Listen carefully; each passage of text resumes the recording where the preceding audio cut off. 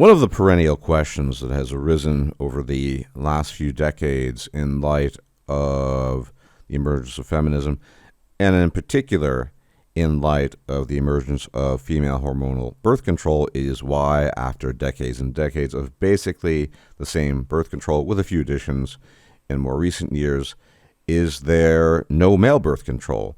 It's a question that people ask on more than one occasion, and I am here to answer that question.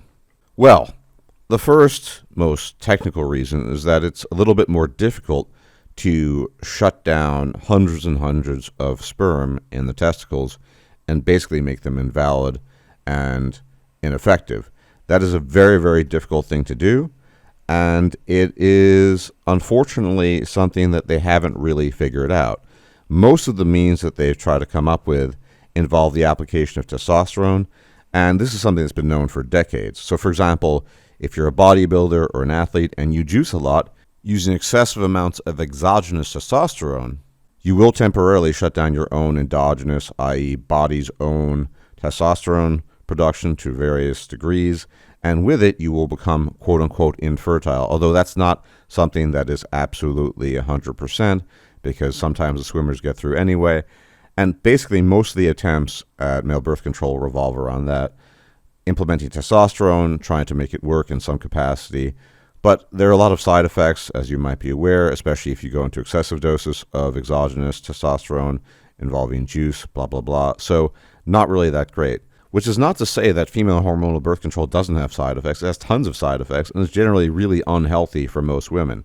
It mucks with their ability to interact with males and perceive what is appropriate for them oftentimes. And on top of that, it can lead to a lot of other health issues. So I don't really think, to be perfectly honest, women are quote-unquote healthy being on birth control, and that's just a factual thing. Another reason, which is in part related to things I've just discussed, but is also more of a financial, economic factor weighing in here, is the lack of incentive on the part of pharmaceutical companies.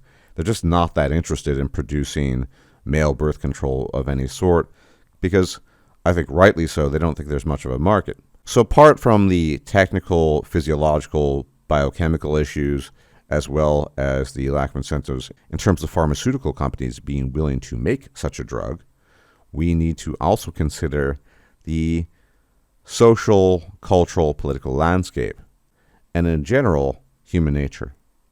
Now, over the years, I've conversed with many, many, many women about birth control, and many of them complain about it. They don't like the effects it has on them, they don't like what it does to their bodies, and they don't like the fact that it interferes with their reproductive antennae, so to speak. The problem here, fundamentally, is that in the same breath, oftentimes, not always, but very frequently, most women I've conversed with, and I've also seen interviews, and I've looked at some other sources, most women actually do not want to relinquish their power over reproduction in this respect. Now, this isn't too surprising when you consider the fact that for untold millennia, women were chained to pregnancy as a result of the Sex Act, and for 50 plus years they no longer are. That is a rather large achievement on the part of humanity. Obviously, men created birth control, but that's not really the point. The point is that for the first time ever, in very, very recent years, we're talking the last 50 plus years compared to just untold millennia, women now have control over their own reproduction in that respect. And it's something that they basically always wanted. You know my take on the way women and men interact. I don't think women really like men very much on average. And most of the interactions in the past were the result of desperation, necessity, and the fact that, yes, yet again, that boinking would result in the shackles of pregnancy. And so women needed, in air quotes, truly needed men in that respect.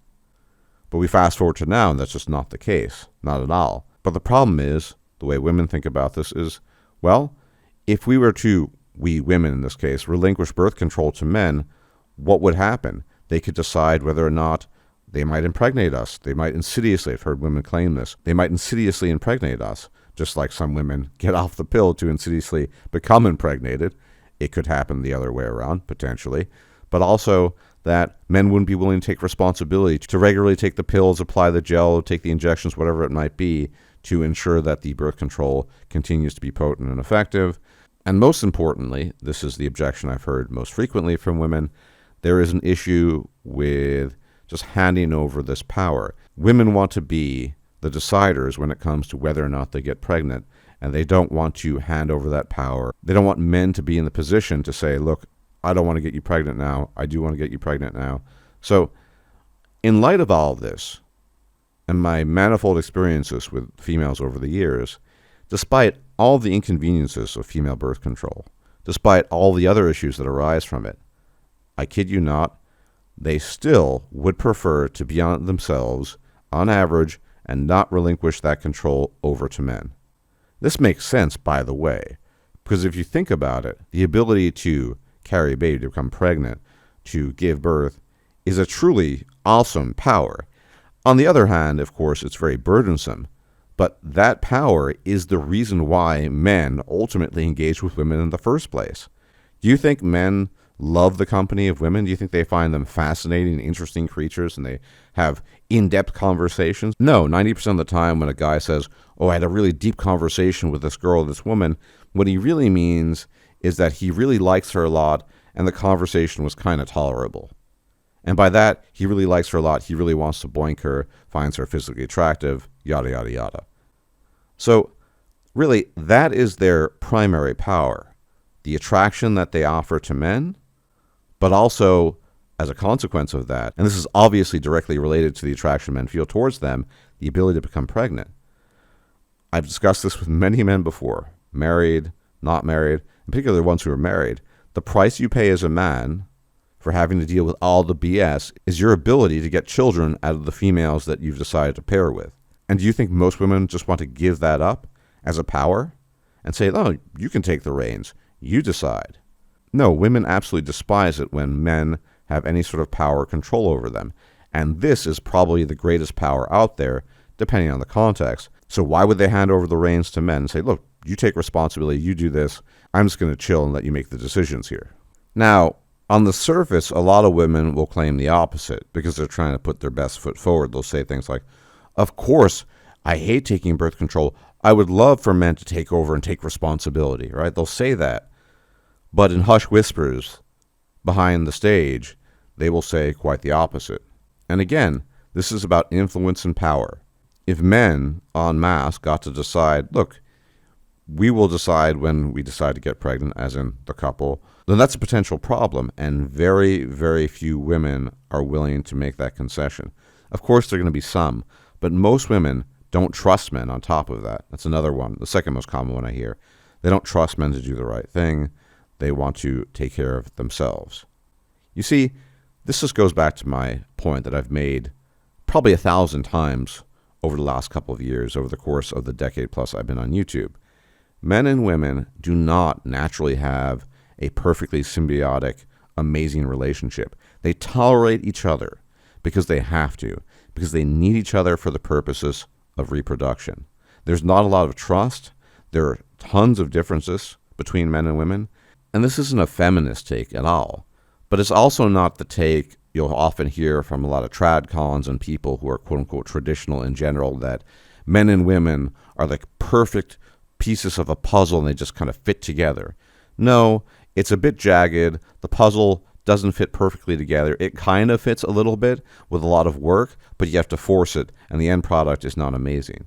Men and women, on average, don't really like each other very much because we're so different. We tolerate each other for the purposes of reproduction. Yes, there are exceptions, but in general, this is the rule of nature. And this is particularly visible and obvious and observable when it comes to reproduction. Most women do not and will not be willing to hand over the reins of power to men on this issue. It simply is not going to happen. So even if there were a perfect physiological solution to the problem of male birth control, I doubt you would ever see it implemented for the reasons thus far discussed. Anyway, as always, thank you for tuning in. Please leave a like, share, comment, subscribe, all that YouTube jazz. And if I'm still alive, I suppose I'll check you out later. Take care. May the gods watch over you. Bye-bye. If you liked this video, please like, share, and subscribe. And if you enjoy my content, please consider making a donation or becoming a patron. Thanks for watching.